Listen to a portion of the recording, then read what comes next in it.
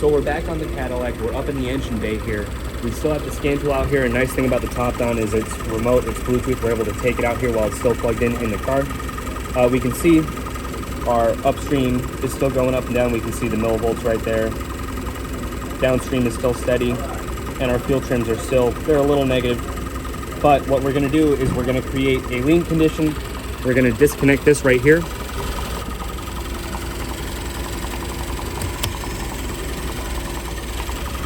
We come over here, we can see sensor 1 has dropped down. It's staying steady right there at 20 millivolts.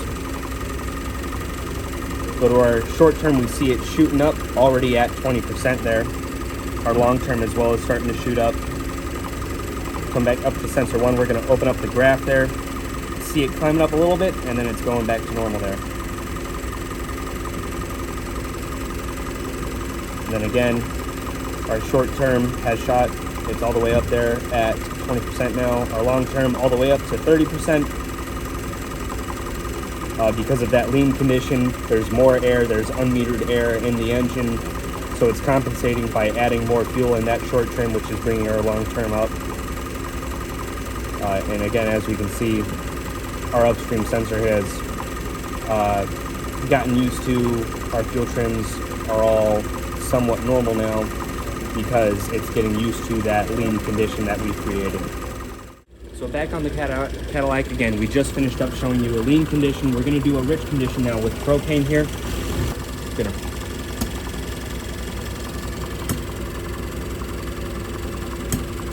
We can already see, our upstream staying up there a little bit. Our short term going negative, hitting negative 20 there. Our downstream sensors staying a little higher. And we see our upstream is finally normalizing a little bit with that up and down. And if we take it away, if we stop adding propane, we see it's staying down, it's staying lower. Our short term is starting to come up a little bit, but it's staying low, that voltage. The engine might start running a little rough, but we see our short-term fuel trim starting to go up again. In a moment, our upstream should start to normalize again, and we see there, it's going back up. It's reading what the short term just added from the lack of propane, and now it's normalizing out. Our short trim is gonna start going down a little bit, and our long-term fuel trim is gonna start going back towards 0%. All right, so now we are looking at this Mitsubishi Eclipse with the 3.8 liter V6. We're going to do a temperature test, testing the temperature on the inlet and the outlet of the cat on the front of the engine here. As you can see, we already did this test on the Cadillac ATS that we were working on earlier.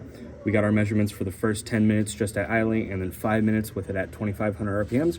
We're gonna do that same test for the Mitsubishi here. We're gonna measure the temperature right here at the top of the catalytic converter, right on the inlet, and then we're gonna be under the car measuring the outlet temperature of the catalytic converter. So we're gonna start that, and we're gonna come back in 5 minutes, right at the 5-minute mark there, to show you what our results are so far. All right, back on the Mitsubishi here, we just finished up the 5-minute mark here. We can see we were a little warm because we had to start the car in order to move it over here, but after 1 minute, we were at 366 there. Up here at the 5-minute mark, we're at 560 on the inlet, and on the outlet there, we started at about 130 after a minute, and we're all the way up to 250 now. All right, on the Mitsubishi again, we just hit the 10-minute mark. We did have a small error with our measurement on that 6-minute mark.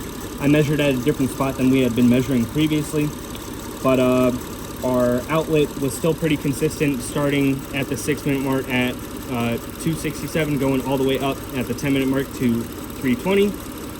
And then, like I said, we had a little bit of an error there, so we said 648 on the inlet, but I'd say more realistically probably about 560-ish on the inlet, going all the way up to 585 on the inlet at the 10-minute mark. So now what we're going to do is we're going to rev the engine to 2,500 RPMs, measure at those same 2 spots for the next 5 minutes, and we'll come back with those results. So on the Mitsubishi, we just finished holding the RPMs at 2,500. And as you can see here, we got our measurements for those 5 minutes with the inlet starting at 690. And towards the end of the 5 minutes, we were at 763. and then our outlet starting after a minute at 366, ending up at 530. We can tell a lot higher in that 5-minute range of change than in those 10 minutes. And then, so now what we're gonna do, we're gonna take those measurements about every foot, measuring at locations such as the manifold, the cat inlet, so on and so forth. I figured out a few locations on this car to measure at: manifold, cat inlet, cow outlet, so on and so forth. So we're gonna get those measurements, we're gonna come back and we're gonna compare not the temperatures, but where the temperatures are at, where it's hottest, where there's the biggest temperature drop, so on and so forth. All right, we're taking a look under the Mitsubishi here because we just went down the car and took our measurements before turning the car off. So we can see we measured at our manifold up there, right where it collects into one pipe for the cat inlet. So we had 660, small drop into 623 there. And then our outlet at 510. Went down a little bit. I measured right around here, right where the two catalytic converter outlets meet into the Y pipe. We measured a little higher at 578 right there. Maybe it's the combined heat. Maybe this back catalytic converter is a little hotter. I'm not sure. But we did have a temperature increase there. Coming down here, we measured right here. We're assuming this is a secondary catalytic converter. We measured right around here at the inlet of it. We measured at 252 there. Coming here to the outlet, we measured at 190. Came down here a little bit, measured somewhere in this section of pipe. I marked that as pipe under fuel tank because we have the fuel tank right here. That measured at 175. And then we came back to the rear muffler, measured right around here, and that measured about 170. So if we compare this to the Cadillac here, obviously it's going to be very different numbers. This is a V6. The Cadillac was a 4-cylinder turbo. But we can see it was hottest at the manifold for sure. 660 on the manifold here, 430 on the manifold on the Cadillac.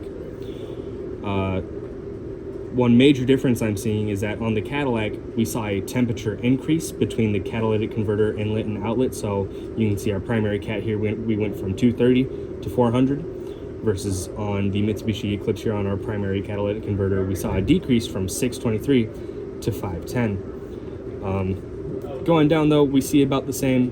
Whenever it's going through a muffler or resonator of some sort, we're seeing a decrease.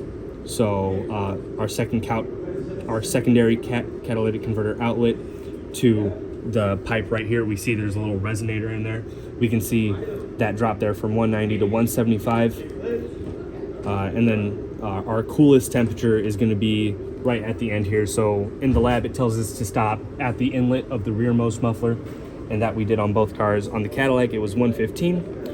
On this car here, the Mitsubishi, it was 170 at the outlet, or the inlet of the rear manifold, the rear muffler there.